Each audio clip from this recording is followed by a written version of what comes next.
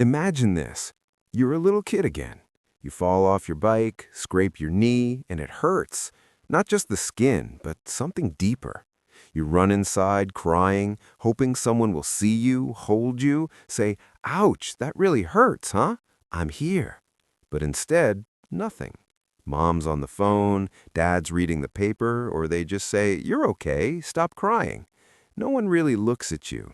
No one names what you're feeling. The moment passes and the hurt goes inside, unanswered. That's not dramatic abuse, no bruises, no yelling, but it happens over and over. And over time, that child learns a quiet, crushing lesson. My feelings don't matter. They're not worth noticing. I shouldn't need anyone to see them. That's childhood emotional neglect. Not what happened, but what never happened. The emotional attunement, the mirroring, the validation that every child needs to feel real, seen, and safe in their own skin. Hi, today we're diving deep into something millions carry without even knowing its name, childhood emotional neglect, or CEN. It's invisible trauma. It doesn't make headlines, it doesn't leave obvious scars, but it shapes how you feel about yourself, how you connect with others, and how fully you live your life. If this already feels familiar, like a quiet ache you've never quite explained, stay with me. This might be the conversation you've been waiting for. First, let's be clear what emotional neglect really is. It's when parents or caregivers, often well-meaning, often loving in their own way, fail to respond enough to a child's emotional world.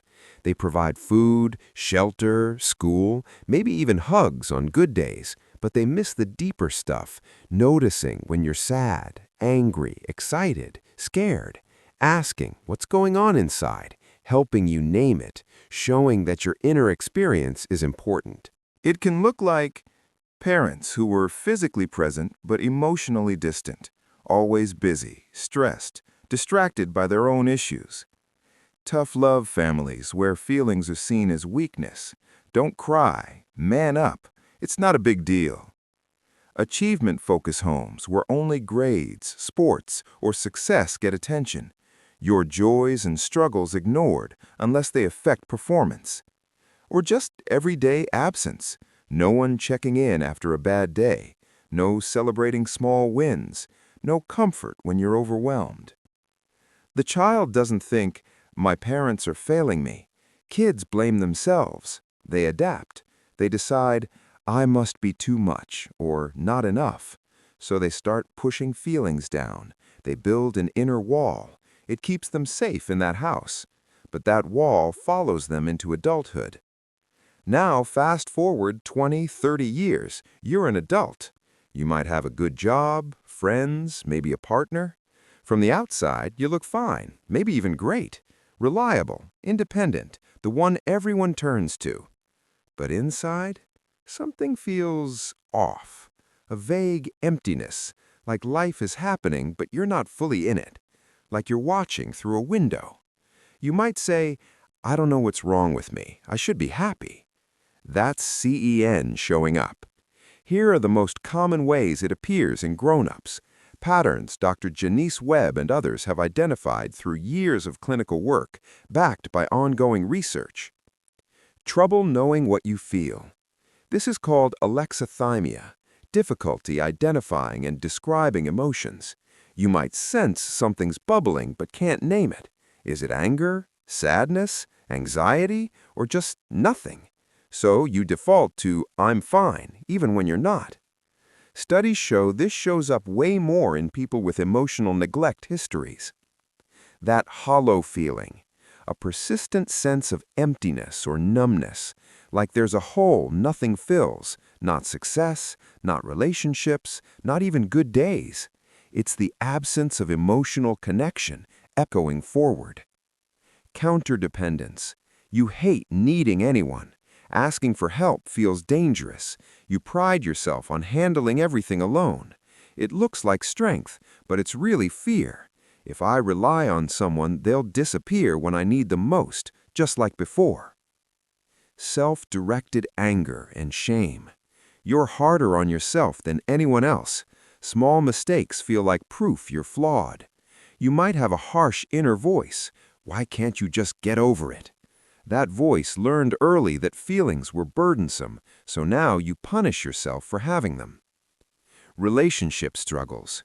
You crave closeness, but pull away when it gets real. Compliments feel awkward, you deflect them. Someone's consistent love can feel suffocating or suspicious. Deep down, you learned love isn't reliable, so you keep people at an arm's length. Or you overgive, people please, hoping they'll stay. Perfectionism or self-neglect. You might push yourself relentlessly to prove your worth. Or the opposite, struggle with self-care, boundaries, discipline. Why prioritize yourself when no one ever did? Recent research, reviews from 2024-2025, confirms CEN links to ongoing emotion regulation problems, higher depression risk, anxiety, even physical health issues. One study highlighted how it passes intergenerationally if unaddressed. Another showed rumination and low resilience make the depression link stronger in emerging adults. The tragic part? It's hard to explain. No single event to point to, no memoir-worthy crisis. So you doubt yourself. Was it really that bad? Everyone has tough parents. But absence is real damage. You can't heal what you won't name. Here's the most important thing. None of this is your fault, and none of it is permanent. Your adaptations were genius survival moves. The wall kept you going. The independence protected you. The numbness dulled the pain. But now you're not that child anymore. You're in a different room, one where your voice can echo back if you let it. Healing starts small. It's not one big breakthrough. It's consistent, gentle practice. Here are practical steps thousands use to recover. Name your experience. Read books like Running on Empty by Jonice Webb. Take her free CEN questionnaire online. Just knowing the term reduces shame. Reconnect with feelings. Start a daily check-in. What am I feeling right now? Where do I feel it in my body? Use a feelings wheel if naming is hard. Journal without judgment. Validate yourself. When an emotion comes up, don't dismiss it. Say internally, "This makes sense. It's okay to feel this." Treat yourself like you'd treat a friend. Practice self-compassion. Talk to yourself kindly.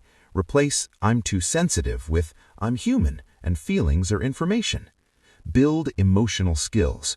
Therapy, especially CEN-focused or schema therapy, helps hugely. Mindfulness, emotion coaching apps, or even therapy workbooks. Risk connection. Start small. Share a feeling with a safe person.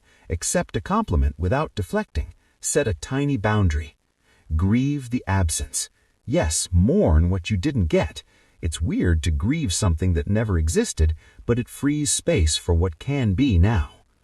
Every time you turn toward your emotions instead of away, you weaken that old wall. You teach your adult self what your child self missed. You matter. Your feelings are worth hearing. If you're watching this at 2 a.m., feeling that quiet recognition, that's your system finally echoing something back. It's faint, maybe scary, but it's real. You weren't too much. You weren't unworthy. You were just in a room that didn't reflect you. The sound was always worth echoing. Now you get to be the one who listens. If this helped, hit subscribe. We go deep on mental health, healing, and real talk here.